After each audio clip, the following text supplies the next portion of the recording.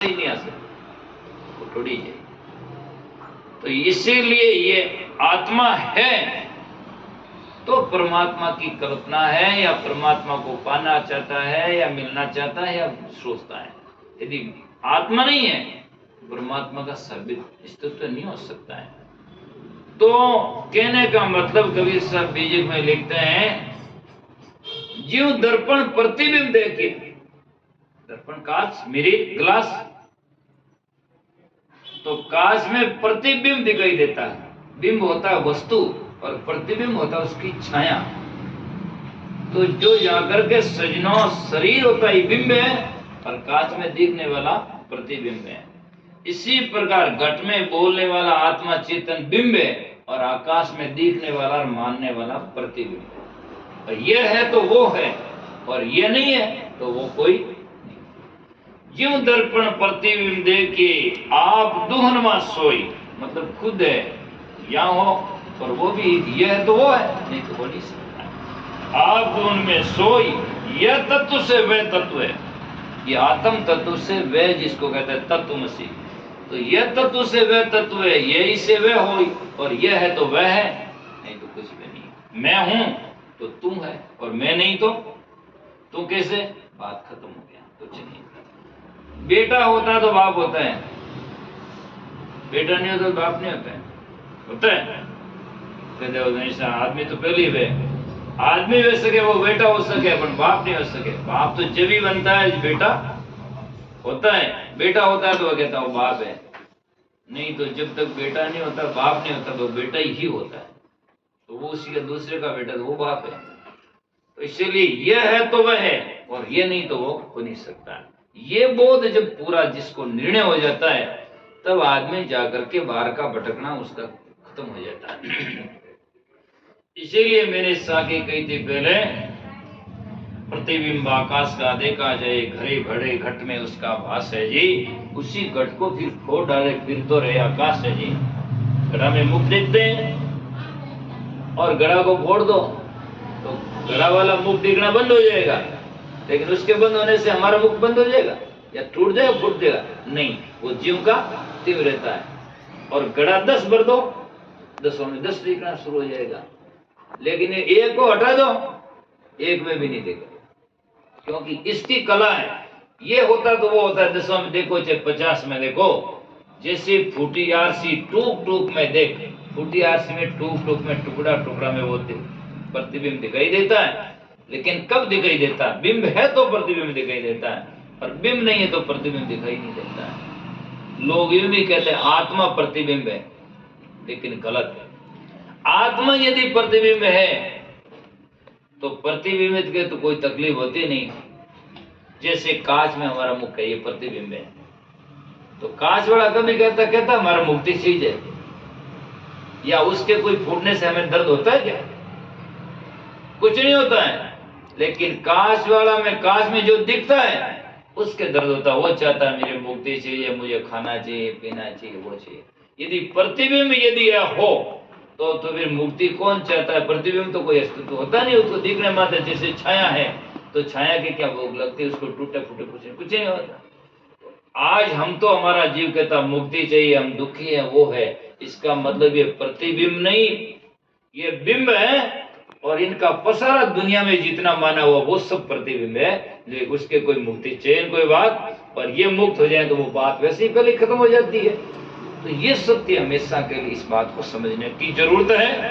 तो संत महात्मा कहते हैं, गुरु जी शरण आपकी आया, तो आप दिल की दुविधा रही, कोई दर्द मिटा सुख पाया। निर्णय हो गया ये तो पृथ्वी में मेरी छाया है और ये दूसरा कुछ है नहीं, तो इसीलिए वहां कल्पना खत्म हो जाती है।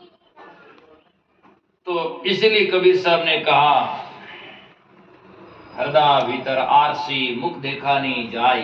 हृदय के भीतर आरसी कांच है, अर्थात हृदय सब होता है, तब जाकर के उसमें साक्षात होता है। हृदय भीतर आरसी मुख देखा नहीं जाए, मुख तो जब ही देखे जब दिल की दुविधा जाए।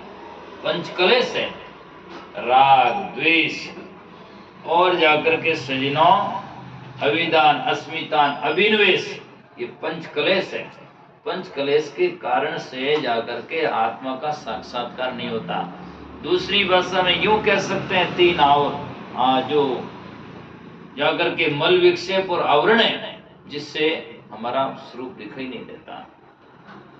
तीनों में एक भी कमी होगा ना, नहीं दिखता। जैसे पानी है, और पानी में आप जाकर मुख देखना चाहें तो पानी जाकर के सजना साफ नहीं होगा ना। तालाब रो पानी साफ है, जरा मुख देखे और मैं भैंसियां फिर जानी बजून में मुख दिखे का दो। ऐसे ही हमारा साफ दिल होगा तो उसमें साक्षात्कार होगा। इनमें काम क्रोध लोभ मोरी भैंसियां फिर जावेला ना, बच्चे इनमें राम जी परमात्मा का दर्शन नहीं होगा। इसलिए लोग कहते हैं, भजन गाते हैं, तुझे दर्शन करना चाहिए तो दर्पण ने मांस तो रहिए, दर्पण में आवेला जाई तो तन दर्शन वेला नहीं, फिर दर्शन नहीं हो सकता है। अब यदि पानी साफ भी हो, गिदड़ गंदीला हुआ नहीं हो, लेकिन ऊपर में कचरा हो, फफूंद आवरण हो, तो उसमें मुख नहीं दिखता। और कचरा ऊपर में भी नहीं हो, और यदि हवा चल रही है, हवा से लहरा उड़ रही है उस तालाब में, तब भी उसमें मुख साफ नहीं दिखता। दिखेगा तो कभी 3 फुट और कहीं 2 फुट लंबो, साफ नहीं दिखेगा। वास्तविक में जैसा नहीं दिखता। ऐसे ही हृदय में मल विक्षेप और आवरण तीन है। मल गंदगी है, बुरे कर्म है, विक्षेप है, विषयों की हलचल है। मन कभी आकाश में जाता, कभी पाताल में जाता, कभी घर में जाता, पुत्रों में जाता। तो मल विक्षेप और आवरण है। आवरण जाकर के सजना पूर्व जन्मों का कुसंस्कार है। तो ये जब तक जाकर के सजना अहंकार का आवरण है। जब आदमी कुछ भी करता है अहंकार होता है, तो अहंकार से उसमें ऊपर छा जाता है, इसलिए वो ज्ञान आता ही नहीं है। आज अहंकारी आदमी सत्संग में जाएगा नहीं, जाएगा तो उसके समझ में आएगा नहीं। वो कहते हैं तो मैं तो सब जानता हूँ, तो सब जानता है, तो फिर उसमें वो ज्ञान भक्ति समझेगा नहीं। सत्संग में जाने के लिए पात्रता की जरूरत है, जिज्ञासा होना चाहिए, उत्तम जिज्ञासा होना चाहिए। उत्तम जिज्ञासा जब होती है तो, और उत्तम जिज्ञासा कैसे होती है, मैंने एक दिन वहां शायद आया, दूसरे दिन एक मैंने उदाहरण दिया था, गुरुजी का शिष्य का, गुरुजी से शिष्य बोलता, गुरुजी उत्तम जिज्ञासा कैसी होती है। सुबह सुबह गुरुजी चेलो दोनों जा रहे थे नदी के तीर पर स्नान करने के लिए। गुरुजी बोले बताऊंगा 2-3 बार पूछा, जितने कहा बताऊंगा। जितने में नदी के किनारे पहुंच गए और वो पूछता नदी में प्रवेश करते हैं दोनों ही। ज्यों ही वो डुबकी लगाता चेला, गुरुजी उसका माथा पकड़ कर नीचे दबा देते, पानी से बाहर नहीं निकलने देते। तो पानी के बाहर नहीं निकले तो सांस भरता है। अब वो सोचता पता नहीं क्या कैसा है।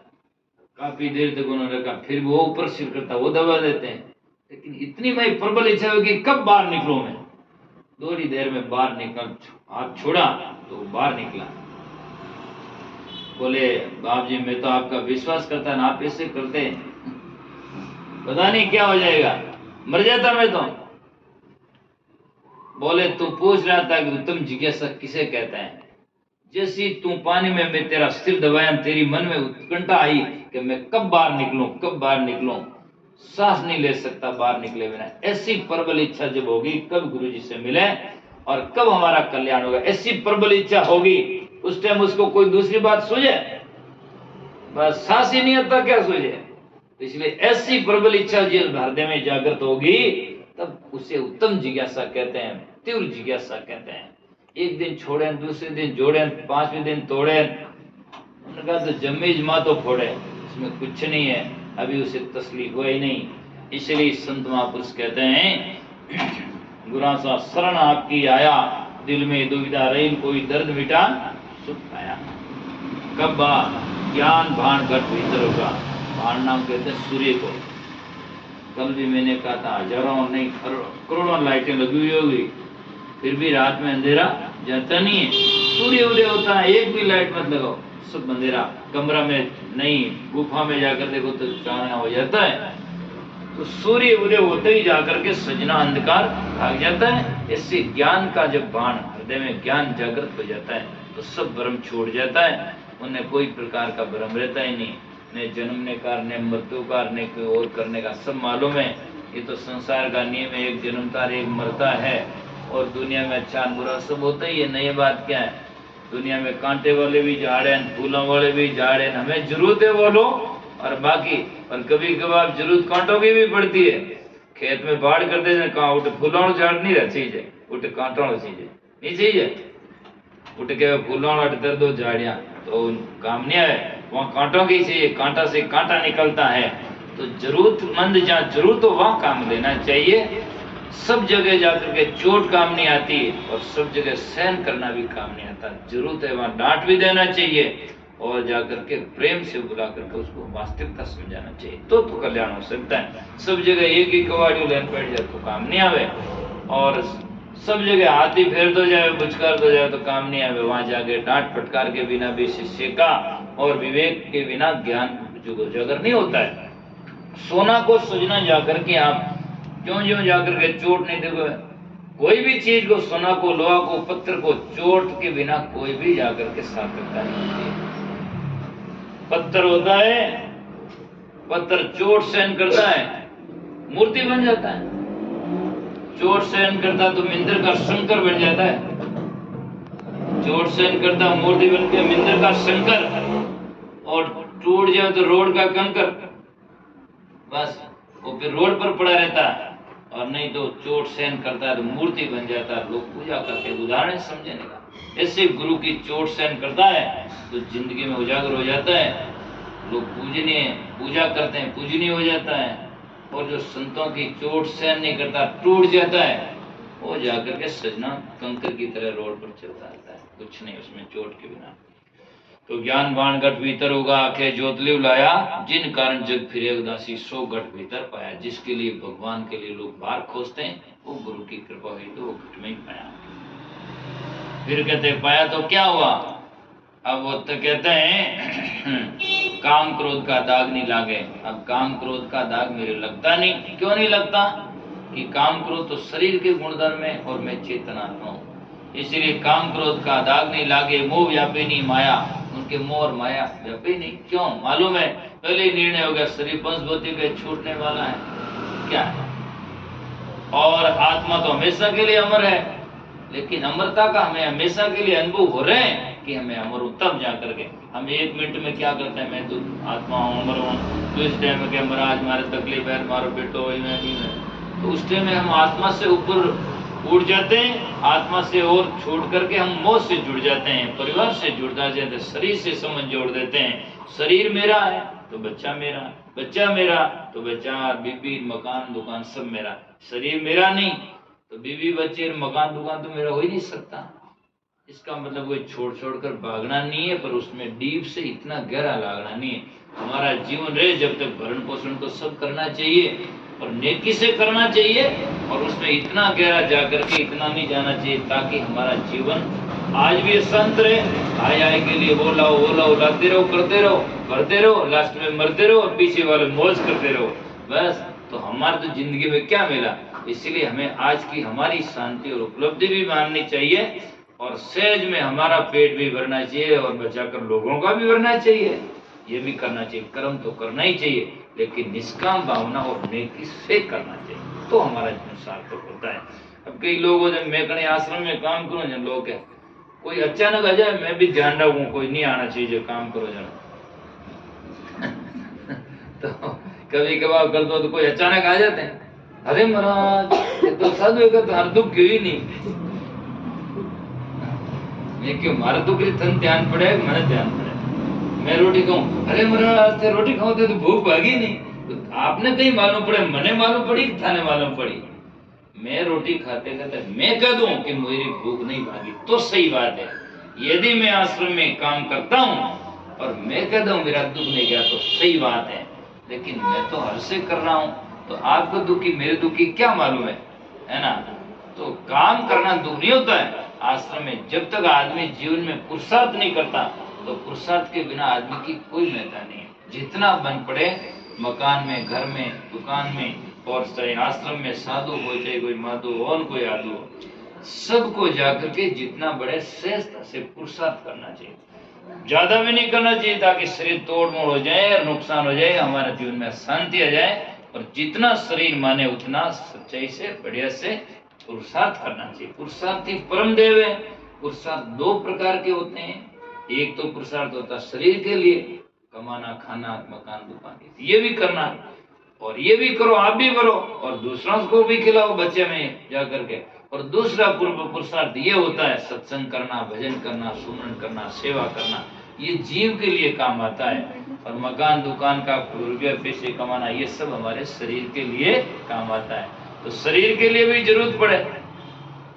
अब मेरे तकलीफ आ गई मान लो, और मैं डॉक्टर साहब ने जान के, डॉक्टर साहब था 3 घंटा माड़ा फेर लो, हमारे इंजेक्शन गोलियां दे दो, डॉक्टर साहब कहे थारा इंजेक्शन थारा सुमरण और भजन मारा कई काम है। मान लो डॉक्टर कह भी दे कोई सत्संगी वे, और कहते हाँ कोई बात नहीं मेरा ले जाओ, पर सब गया वे जगह सब सुमरण और जाकर सत्संग भर दे, तो डॉक्टर साहब धके गोलियां क्यों ला? तो ये थोड़ी होता है। तो पैसे की जगह पैसा काम आता है। अब पैसा सब कमा लिया इसका मतलब नहीं कि पैसा कमा लिया तो वो लोग मुक्ति दे दी। पैसा पैसा तक ही रहेगा, शरीर के खाना पीना दवाइयां वहां तक काम आएगा, पर जीवन में वो भी नहीं होता तो परेशानी तो आती है, ठीक है ना। लेकिन वो कम ज्यादा होता है तो आदमी शांत रह सकता है, लेकिन अध्यात्म में कम ज्यादा होता है तो शांति कभी भी नहीं हो सकती। जंगलों में पड़ा हुआ साधु बिल्कुल नगन रहने वाला शांति से जीता है और सुखी से जीता है, और बंगला में रहने वाला आदमी टेंशन में जीता है, ठीक है ना। तो संसार की उपलब्धियों से शांति नहीं मिलती है। तो जीवन में प्रमुख जो है अंग वो हमारा प्रधान है, वो अध्यात्म है। अध्यात्म नाम जीव का कल्याण मार्ग है। और दूसरा गौण मार्ग है जो शरीर का है। तो शरीर का भी करना चाहिए जितना बन पड़े, पर ज्यादा जोर हमें आत्म कल्याण के लिए देना चाहिए। पर आज कई करे लोग शरीर के लिए रात दिन बचे, टाइम ही नहीं बचे हमारा, आज कई करा बहुत बिजी है, बहुत बिजी है दुनिया में, तो बहुत ही हमारी भावना रिजी है। और जिस टाइम इलाज में शरीर छूटी के सब बेकार, कुछ नहीं। जिंदगी में मैं जोड़ो जोड़ो जोड़ो, रात दिन दौड़ो, और लास्ट में शरीर छोड़ो, પછી परिवार वाला क्या शमशान में ले जाने लो सिर फोड़ो, बस सिर फोड़िया बात खत्म हुई। जितना हमारा जुड़ा क्या काम आएगा। इसीलिए कहा अब मुझे ज्ञान हो गया। तो कैसे हुआ? अब कहा आद अंत का भेद नहीं मेरे। आदि अंत तो शरीर का होता है, चेतन आत्मा को होता नहीं, वो तो अनादि है। आद अंत का भेद नहीं मेरे, चित चेतन से लाया, कर सुमरण घट परिचय पाया, फिर दरु नहीं गाया। अब सुमरण करके घट को परिचय कर लिया, वास्तव में अच्छा बुरा सब निरीक्षण कर लिया, सत्य है, तो फिर अब शरीर मानव जन्म में या किसी जन्म में वासना होगी नहीं। कर्म कर्म में फर्क है। बात है तो इतना बताता हूं। कोई लोग क्या कर्म छोड़ो कर्म छोड़ो, कर्म छोड़ देना तो कई गए। कर्म तो सब करते हैं, सत्संग करना भी एक कर्म है। तो कर्म छोड़ना नहीं है, लेकिन कर्मों को पहले पहचानना, अच्छा कर्म और बुरा कर्म देखना चाहिए। तो पहले बुरे कर्मों को छोड़ना चाहिए और अच्छे से जोड़ना चाहिए, और फिर जाकर के अच्छे कर्म को निष्काम भावना से करना चाहिए, तो जाकर के कल्याण होता है। एक कर्म है बोवड़ा, बीज बोता है ना खेत में, तो ये भी कर्म है। एक कर्म है बोवड़ा, उपजे बीज बहुत। एक कर्म बीज बोना एक कर्म है, तो बीज बोए जाए तो और बीज पैदा हो गए। एक कर्म है बोवड़ा, उपजे बीज बहुत, और एक कर्म है भूनना, उपजे न अंकुर सोत। और दूसरा कर्म हुआ है कि बीजा ने बूंदे, अर्थात सेक देवे, भून दे। तो भूनना भी एक कर्म है, काम है, कर्म है। पर बीज बोई तो कर्म है, तो उससे ज्यादा बीज पैदा होंगे, और बीज ने बूंदे तो बस हेजुगोइच खत्म हो जाएगी। तो ये दोनों कर्म है, लेकिन एक कर्म से तो बीज पैदा होता है और एक कर्म से बीज का नाश हो जाता है। ऐसी वासना का नाश जो कर देता है, तब जाकर के दू लागी बेली जड़ी हुआ बीज का नाश, कह कबीर धर्मीदास ने नी उगंडी आस। इसलिए आद अंत का भेनी मेरे चित चेतन से लाया, कर सुमरण गढ़ परिचय पाया, फिर दरुनी गाया, बुरा सा शरण आपकी आया। पंछी का खोज मीन का मार्ग, ये सूक्ष्म मार्ग है कहने का। मच्छी पानी में चलती तो पीछे रास्ता नहीं, ऐसी सुरती हमारी चलती है विकारों में तो भी रास्ता मालूम नहीं पड़ता, और ज्ञान की तरफ में जब मुड़ जाती है तो फिर मार्ग नहीं, वो तो ऐसा सूक्ष्म मार्ग है। ऐसे ही आत्मा को चीरना सूक्ष्म मार्ग। पंछी उड़े आकाश में, खोज मंडे को नाई, दरिया जल में मीन गति, मार्ग दर से नाई। तो पंछी का खोजबीन का मार्ग सदगुरु मोह लगाए, सूक्ष्म मार्ग है। सूक्ष्म मार्ग का मतलब सूक्ष्म आत्मा का अनुभव कराना ही सूक्ष्म मार्ग है। तो इसीलिए पंछी का खोजबीन का मार्ग सदगुरु मोह लखाया। कहे कबीर ने, रोइल रतन अमोलक लादा तो भाग बड़ा जिन पाया। ये अमोलक रतन है। रतन क्या है? शरीर है। मानव जन्म रतन है, इतना कीमती है। रोइल रतन अमोलक लादा, भाग बड़ा जिन पाया, अर्थात बड़े भाग से मानव जन्म मिला। और मानव जन्म मिलने के बाद में रतन मानव जन्म में आत्म कल्याण ज्ञान है, तो वो बड़ा भाग। मानव जन्म विभाग से मिलता है, और मानव जन्म होकर के भी सदगुरु का मिलना और आत्म ज्ञान होना बहुत ही कीमती बात है। नहीं तो वो भी भाग्य के बिना नहीं। मानव जन्म में तो बहुत सारे आज अटे देखो आप, कितना लोग जीवाने मारे, वे भी मनुष्य हैं। ओसामा बिन लादेन जैसा भी मानव ही था, और वीरपन जैसा भी क्या मानव ही था, लेकिन सदगुरु ने मिला तो रतन को बेकार में खो दिया और लास्ट में चला गया। इन्हीं शब्दों के साथ में सत्संग का विराम देते हैं। सभी लोग आप